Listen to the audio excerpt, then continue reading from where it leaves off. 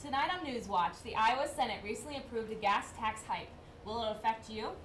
And the GSB elections are in full swing. Find out the latest from last night's vice presidential debate. Some Iowa State basketball players earned Big 12 honors this past week. Find out who made the list later in sports.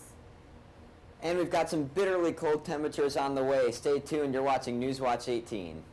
This is Newswatch 18.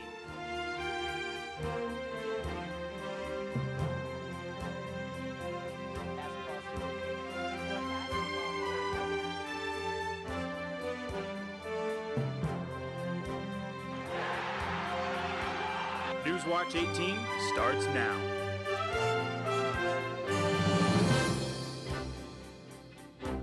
Good evening and welcome to the February 25th edition of Newswatch 18. I'm Jessica O'Reilly. And I'm Rachel Palestrini. Thanks for joining us. The Iowa Senate voted to approve a bill Tuesday that will increase Iowa's fuel tax. The bill seeks to implement an increase in gasoline and diesel fuel taxes by 10 cents per gallon.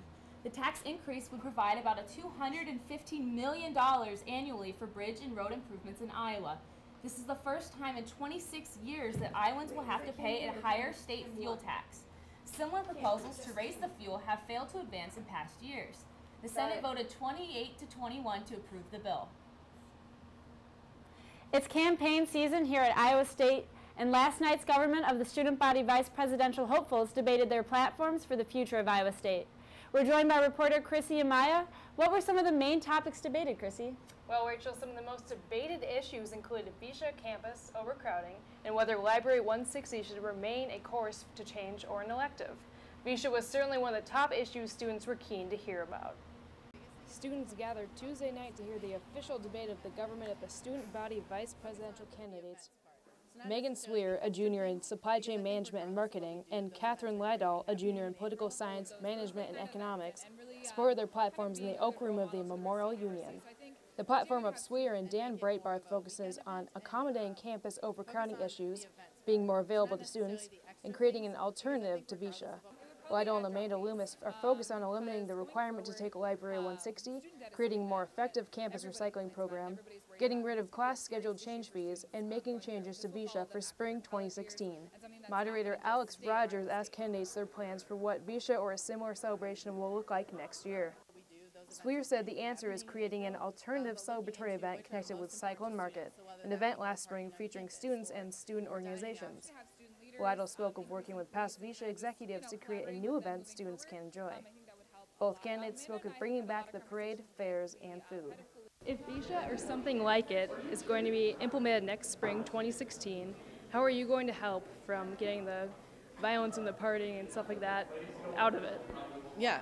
Well, I think the biggest thing is just to focus on the positives and make it more of a weekend event and focus on the events part. So not necessarily the extra things, because I think regardless of what we do, those events are going to be happening in April. And something that did come up with Visha last year was having a lot of the leaders on campus come out and kind of keep control of those late night events and really kind of being a good role model to the rest of the university. So I think continuing to have student leaders, increase in police, and kind of just, collaborating with them moving forward, I think that would help a lot with cutting down on those late night events and making sure that safety is definitely something that's prevalent on campus. The GSB presidential debate takes place tomorrow in the Multicultural Center. Elections open online March 3rd and 4th. Visit vote.iastate.edu to choose Iowa State's next leaders. Story County law enforcement and community organizations are working together to create a campaign to raise sexual assault awareness. The campaign, Start by Believing, was first developed by an organization called End Violence Against Women International. The Ames Police Department and the Story County Sexual Assault Response Team are partnering to create a local version of the campaign. The goal of the campaign is to raise public awareness and improve the community response to sexual assault. Presentations will be done throughout Story County and will mainly focus on ways the community can appropriately respond when a victim comes out about their assault. As National Eating Disorder Awareness Week continues, there are still 2 events left for participants to attend. This Thursday, a presentation will take place in Hickson Room 60 at 7 p.m. The lecture's main focus is on the athletic image and how it affects students on campus. Also, on Friday, a mindful eating activity will be held in Human Nutrition and Sciences Building in room 2021 at noon. A new brewery opened its doors to the public Thursday in downtown Ames. Torrent Brewery Company features 6 in-house beers on tap, a tap room that can fit up to 175 people, a private gathering space, and pieces of art from several Central Iowa artists. Torrent Brewing Company owners renovated an empty Ford dealership on Brunette Avenue to create an atmosphere which resembles a warehouse. After opening week, the owner plans to have Ames food vendors on Friday and Saturday evenings. Customers are also allowed to bring their own food into the brewery, or they can choose to have it delivered. The brewery is open from 4:30 to 10 p.m. on Thursdays and Fridays, from 11 a.m. to 10 p.m. on Saturdays, and from 1 to 5 p.m. on Sundays. The celebration of the 150th anniversary of the Civil War is in this April. The historical performance will have its opening night in Fisher Theater on February 27th.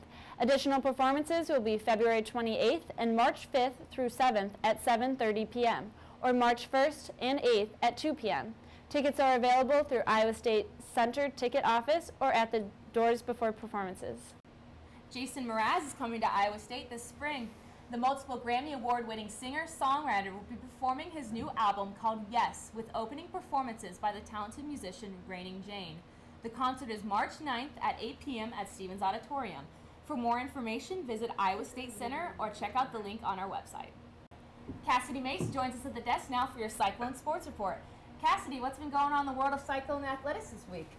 2 Iowa State men's basketball players made the All Big 12 academic teams, and the Cyclone women's basketball team is coming off a great win versus Texas Tech. Stay tuned, I'll tell you all about it next in sports. The Big 12 released the list of nominees for men's basketball academic honors earlier today. Matt Thomas and George Niang are 2 of just 32 student athletes to make the 2015 academic All Big 12 basketball team. Thomas was chosen for the first team, and Niang was chosen for the second team. To qualify for this honor, student athletes must have at least a 3.0 GPA and compete in 60% of the season's games. To make the first team, the player's GPA must be above a 3.2. The Iowa State women's basketball team defeated Texas Tech last night, 59-47.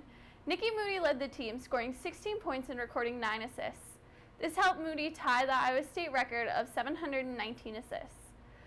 Shauna Johnson also helped the Cyclones to victory, scoring in double figures for the 34th time in her career. The Cyclone women's basketball team will be taking on the Baylor Bears on Saturday at 3 p.m. in Hilton Coliseum. The game will air on Fox Sports Network.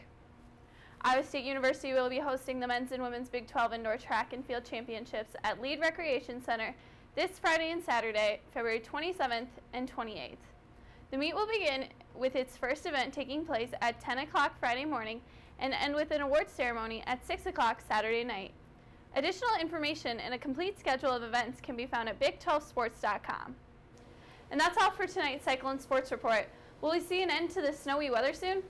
We're looking at a couple shots of snow for the next week, but we'll have more on that coming up after the break. And welcome back from the break. Here's a look at the week ahead. We have that snow continuing out for a lot of the state right now. Next, we can see some very cold temperatures behind that system, followed by some more snow as the week goes on. Highs today, even with that snow and that cold and the wind, we did end up making it to 24 here in Ames. 20s for a lot of the states. It actually varied as the front went across here, with 31 in Des Moines, and we even saw 41 over in Council Bluffs. Currently in Ames, we're sitting at 15 with mostly cloudy skies, some scattered flurries moving through the area right now, with the winds from the north at 18 miles an hour and that dew point's at 7 degrees, so it's going to drop in temperature overnight tonight. For the statewide, we're looking at 18 in Des Moines and 16 in Ottumwa. Teens for most of the state with that lone 7 up in Mason City. Those current winds are brisk from the north, and we're looking at 20 in Des Moines with those higher gusts out to the west, with 22 in Council Bluffs and 26 in Sioux City. And that's causing the temperature to feel pretty cold outside, with those wind chills below 0 for most of the state, with the exception of Des Moines and with the 0 in Ottumwa down to the south. So here are our current watches and warnings. We're looking at that wind chill advisory going in effect from 4 a.m. to 10 a.m. Tomorrow morning, and we still have those winter storm warnings that are set to expire here at 9 o'clock. And the bigger picture is down to the south, where they have a stronger system moving through. That's dropping 3 to 6 inches of snow for these pink areas here, you'll see. And we even have a tornado watch down here for parts of Florida, so a lot of weather going down in that part of the country. As we look at the clouds and radars, we have some scattered flurries trying to stick around for the central part of the state, but we have that clearing behind the clouds. You'll see that as we zoom out here, we have that clearing with the high pressure up in Canada. That will keep us dry and cloud-free for a lot of the day tomorrow. And into Friday, as you'll see with Futurecast here, our next shot of snow will come Saturday night into Sunday. So as we look for the night tonight, we're looking at a low of 5 here in Des Moines and 1 for Ames, -2 up in Mason City, so pretty cold conditions for the night tonight. Highs tomorrow, it's not looking much better. We can't really call this a high because we're seeing a high of 6 in Ames, single digits for a lot of the state, maybe an 11 down in Sioux City. And for overnight tonight here in Ames, we're looking at 1 with breezy conditions, pardon that, 10 to 15 miles an hour. Tomorrow we're going to see that 6 degrees with breezy conditions. And as we look forward to the rest of the week, there's that cold temperatures. That is not a typo there. That's -11 for a low on Friday. And as we move through the weekend, we're going to see our next snow come Saturday night into Sunday. That can drop a couple inches of snow, we're thinking right now. But the system we want to watch is Tuesday, which could be a potential snowmaker. We'll have to keep an eye on that. Guys, back to you. Thank you for watching Newswatch 18. Join us next Monday for all of the news and sports that matter to you. From all of us at ISU TV, have a great night, Ames.